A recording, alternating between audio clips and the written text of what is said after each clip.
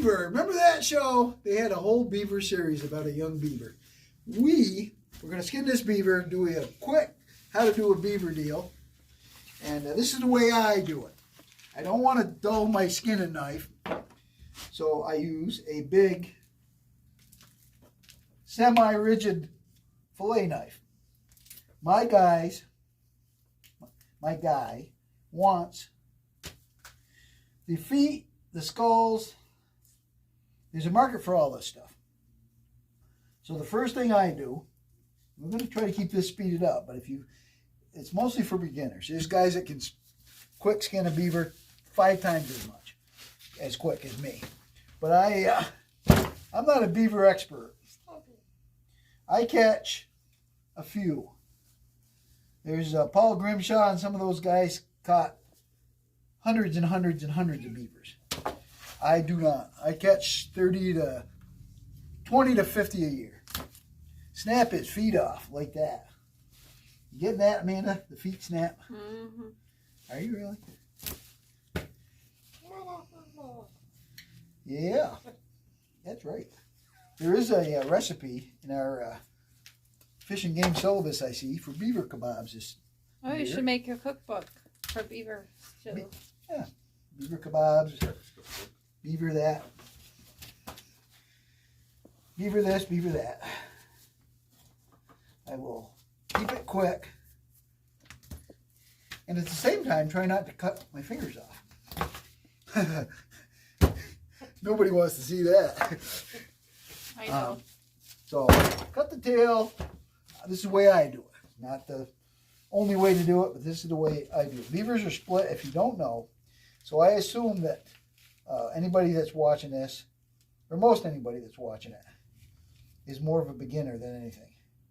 So, beaver, and this big knife takes a little bit of time to get used to. If you're not used to it, just use your a small skinning knife, whatever you're comfortable with. The big knife works nice on these animals because you've got a big cut at once. But I've only started doing a big knife thing sometimes. But to cut the legs off, cut the tail off, you split the beaver right down the middle. This is a little beaver. Leave it to beaver. Split it right down the middle, best you can. Be careful down here where the castor glands are.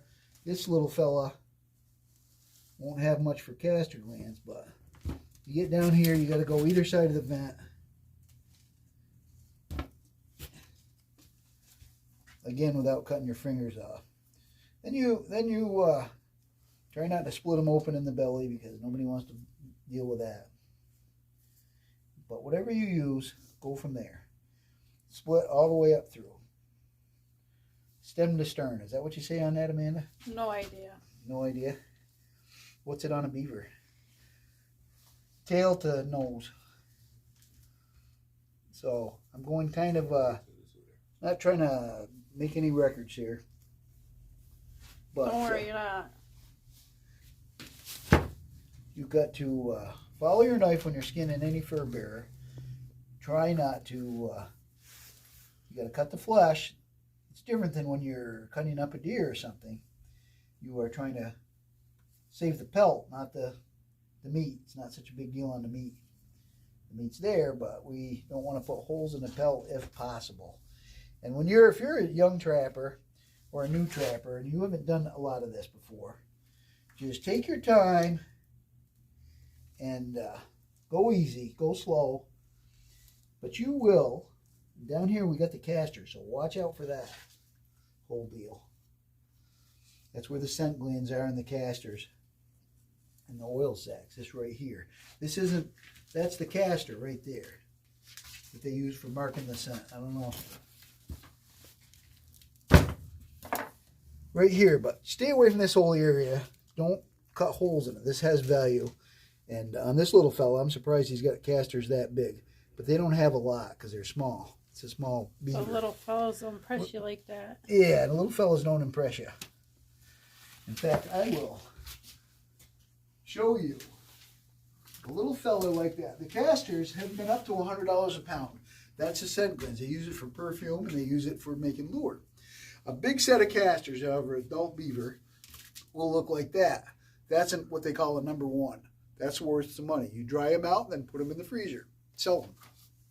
This little fella here, probably I shouldn't even bother with it, but this is what he will have. He's got little tiny casters. They dry up like a potato chip. I mean, and it'll grade a number 3. It still has value though, so I save them all. My buddy Mike, Why would you say rips through that? them. But Potato chip. you know, it's just another part of the deal. So keep working your beaver. They had a TV show called Leave It to Beaver. You remember that, Amanda? Yep. You do?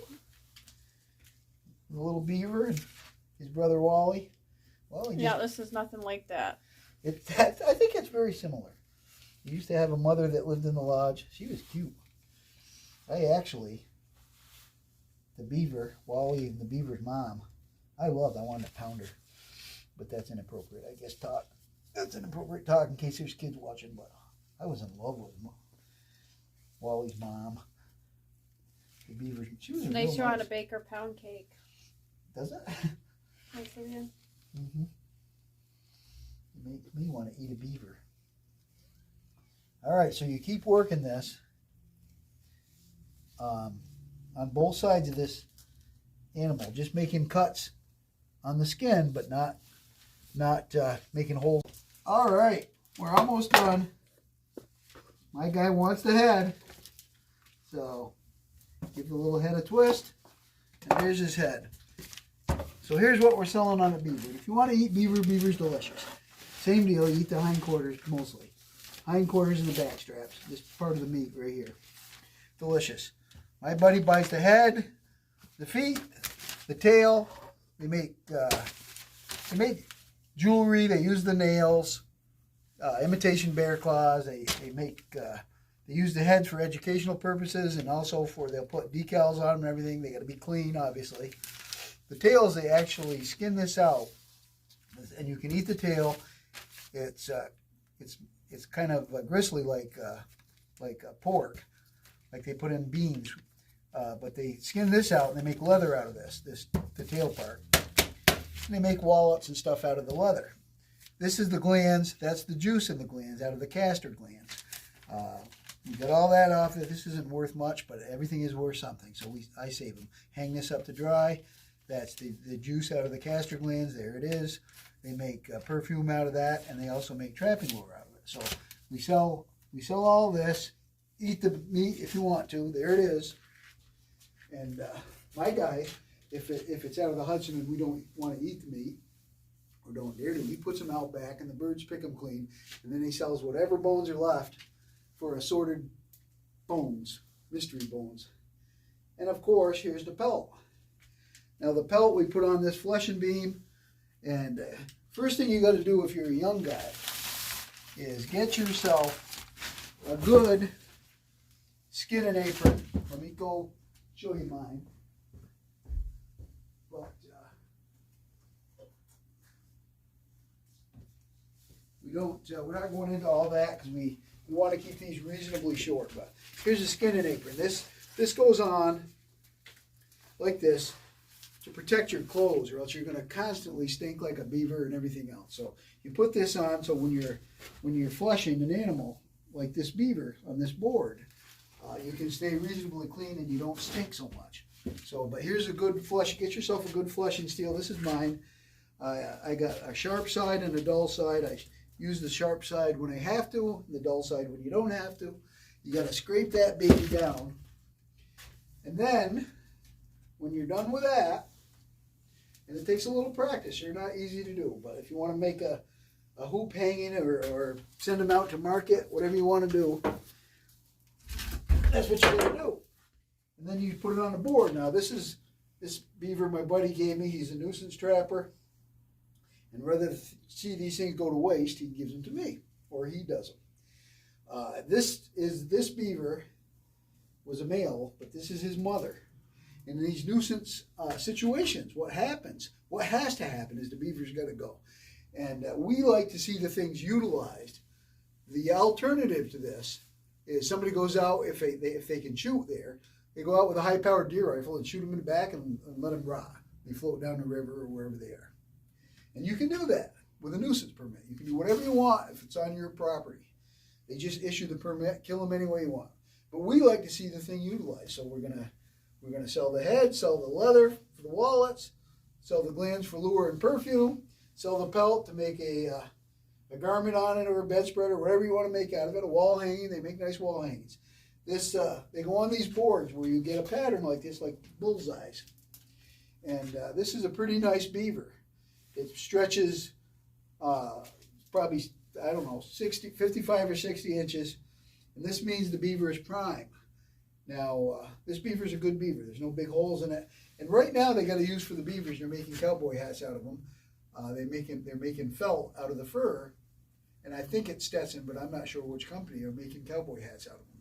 So, and that beaver over there, Amanda, by the raccoon and the coyote, we got a lot of stuff down here. But this is a big beaver, which perhaps the girls can show you when we caught it. It was a giant. It's out on the outside rim, and it's one of the biggest beavers I've ever caught. And I used to weigh them. I don't weigh them anymore, but they usually go between 60 and 65 pounds. That was a big beaver way back in the woods. They're a lot of work. So that's the story of the beaver. They have more problems with beavers than anything else, nuisance-wise. We like to utilize them. So there we go. That's the beaver. Leave it to Beaver.